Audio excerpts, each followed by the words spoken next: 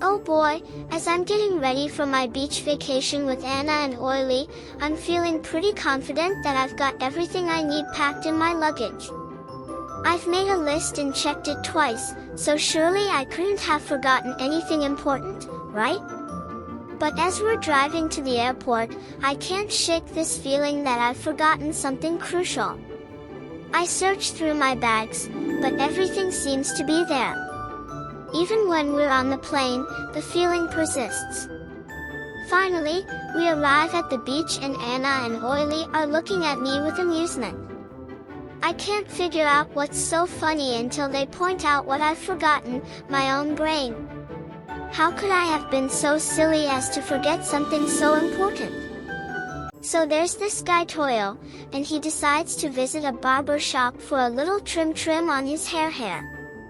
He plops himself down on the chair and tells the barber that he wants the stylist mambo jumbo haircut. The barber nods and gets ready to snip away. But then, disaster strikes. As soon as the barber removes Toil's hat, he sees that Toil is as bald as a boiled egg. The poor barber feels like he's been had, like a prank call on April Fool's Day.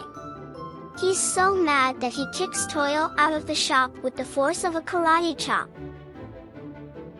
Vampy is sitting there, staring at his plain pasta like it's a pile of dirt. He looks so sad, like he's lost his will to live. And then, like a hero, I swoop in with a solution to his problem, tomato sauce straight from my head. I mean, who needs a bowl when you can just use your noggin, right? I plop that sauce onto his pasta and suddenly, it's like the sun came out from behind a cloud. Vampy's eyes light up, his fangs glistening in the light. He takes a bite, and it's like his taste buds are doing the cha-cha. He's so happy, he could fly right out of his coffin. Who knew a little bit of tomato sauce could make such a big difference?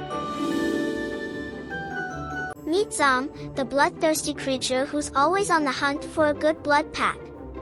He's got a taste for the red stuff and won't rest until he's had his fill. Then there's Oily, the greasy little fella who's always in need of a petroleum fix. He's like a car engine that runs on oil, but with a thirst that can only be quenched by the black gold. As for me, I've got an open mind, but sometimes it's a little too open. My brain has a tendency to fall out without warning, so I'm constantly on the lookout for my missing pink matter. And don't even get me started on the modern youngster. They're all about that boba milk tea, and if they don't get their fix, they turn into zombies. It's like they're hooked on some kind of magical potion that turns them into milk tea fiends. Watch out!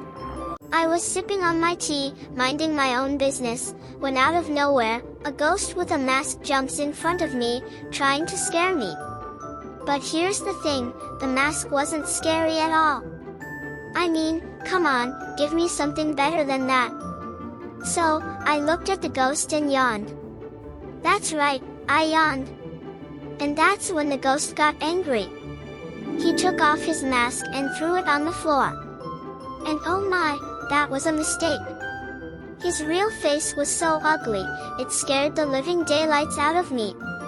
I bolted out of there like a bat out of hell.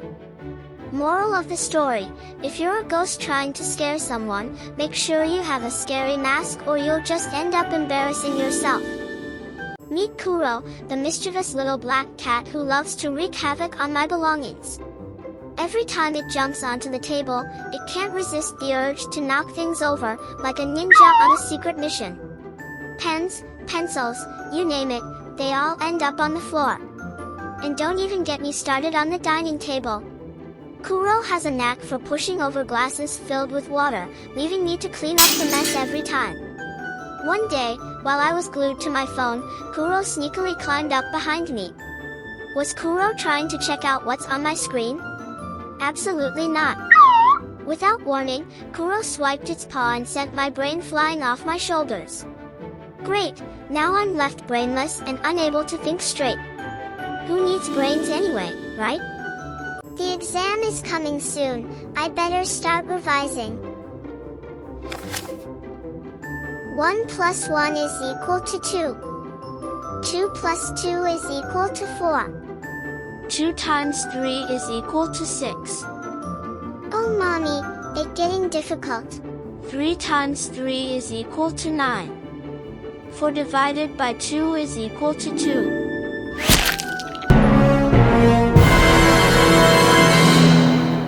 Vampy is sitting there, staring at his plain pasta like it's a pile of dirt. He looks so sad, like he's lost his will to live. And then, like a hero, I swoop in with a solution to his problem, tomato sauce straight from my head. I mean, who needs a bowl when you can just use your noggin, right? I plop that sauce onto his pasta and suddenly, it's like the sun came out from behind a cloud. Vampy's eyes light up, his fangs glistening in the light. He takes a bite, and it's like his taste buds are doing the cha-cha. He's so happy, he could fly right out of his coffin. Who knew a little bit of tomato sauce could make such a big difference? Did you hear about the latest craze in the art world? Apparently, a banana taped to a wall sold for a fortune as a work of art. And now, everyone's getting in on the action. Me? I'm thinking of sticking my open-minded brain on a wall and seeing if anyone wants to buy it. I mean, if a banana can sell for thousands of dollars, who knows what my brain could fetch? But then there's Toil. He's got a different idea. He's planning on sticking all his favorite candies on a wall, hoping to make enough money to fund his candy addiction. Hey, it's a sweet idea. And then there's Anna. She's taking it to the next level. She's decided to stick herself on the wall with tape and call it a masterpiece. She's convinced that her beauty alone is enough to make it worth a fortune. I was doing my business on the throne when suddenly the toilet paper I was about to use decided to play a game of Catch Me If You Can, and floated into the air as if it had a life of its own. I was so confused until I saw that it was wrapping itself around something. Lo and behold, it was a mummy trying to give itself a toilet paper makeover. I mean, come on, can't I just do my business in peace without a mummy interrupting my flow? But then I had a brilliant idea, why not use the mummy as my own personal toilet paper? I mean, it's already wrapped up like a cozy little burrito, so why not put it to some use, right? So I started rubbing all over the mummy's body. Hey, waste not, want not, right? I bet you've never heard of anyone using a mummy's wrapping cloth as their personal toilet paper before. What can I say, when life gives you a mummy wrapped in toilet paper, you gotta make the most of it. After reading about how an apple falling on Newton's head led to the discovery of the law of gravitation, I decided to give it a go myself. I found a nice apple tree, plunked myself underneath it, and waited for an apple to fall on my noggin.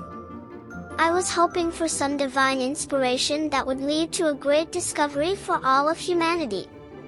But instead of an apple, I got something even better, a lightning bolt. It struck the tree, causing it to break and sending the whole thing crashing down on my head. I mean, who needs apples when you have a whole tree falling on you? I'm pretty sure this means I'll make an even greater discovery than Newton. Move over, Sir Isaac, there's a new genius in heaven. It is the blazing sun beating down on us like a fiery hammer. My internal fans are working overtime to keep me from overheating. My sweat is pouring down like Niagara Falls and I am wiping it off like I am trying to break a world record. And don't get me started on poor Toil and his unfortunate ice cream. He was so excited to enjoy this frozen treat, but the moment it hit his tongue, it was game over. The ice cream melted faster than a snowman in a sauna, and before we knew it, he was dripping and drooping and falling to the pavement like a defeated warrior. But that wasn't the worst of it. When Horry and Toil turned to me, their eyes wide with shock, I knew something was wrong. And then I realized it, my brain was melting faster than that ice cream cone. I was losing my train of thought, my memory was getting fuzzy, and I could feel myself slipping into a hot, sticky, brain melt-induced daze.